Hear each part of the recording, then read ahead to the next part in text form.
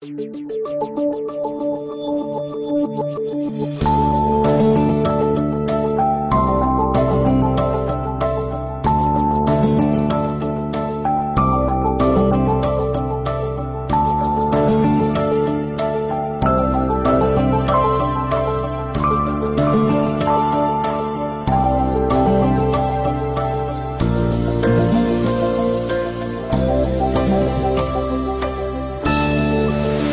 I'm Dr. Bill Osmondson.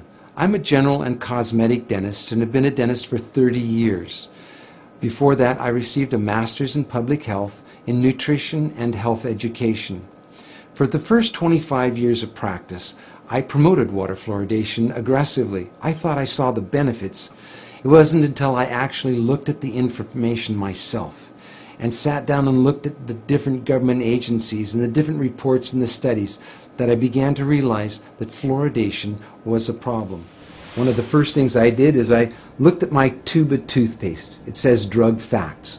I know it's a drug. If I were to give it to you, it'd have to be a prescription. That's for swallowing. When it comes to toothpaste, it also says don't swallow. And if you do swallow, contact a poison control center. Well, the amount of fluoride that they're talking about is a pea-sized amount of fluoride. You probably don't see that in advertisements, a pea-sized amount of fluoride.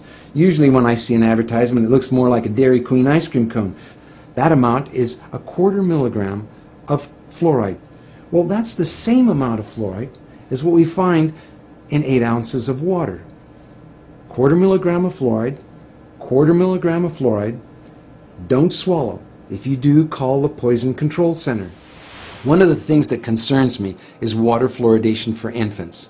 The American Dental Association and Center for Disease Control recommend that infants not receive water for drinking nor for making their formula. It's 250 times more concentrated in fluoride than mother's milk. We shouldn't fluoridate water and harm our most vulnerable. The next thing I looked at was dental fluorosis. These are the white and brown spots on the teeth. The only thing that causes dental fluorosis is fluoride. Too much fluoride ingested, usually during the developing years, birth to about 8 years of age. When I see people coming in to have treatment for dental fluorosis, I mention to them that they have had too much fluoride.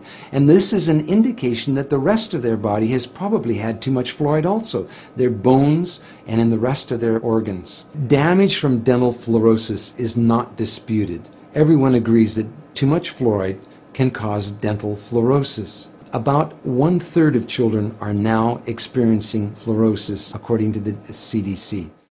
The next thing I wanted to look at was benefits. What are the benefits of it? I've heard reports of 20 to 40%, 60%, 80% tooth reduction with water fluoridation.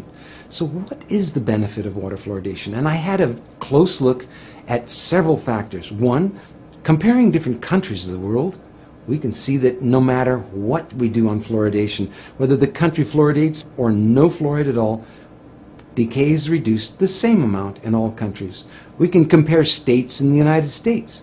And we can see on a graph that as they're plotted in order of increased amount of fluoridation in the state, fluoridation doesn't make any difference. We have the same amount of good health in the states regardless of their fluoridation. Same thing for counties and other locations. That was disturbing to me. If there's no benefit, well, why are we fluoridating?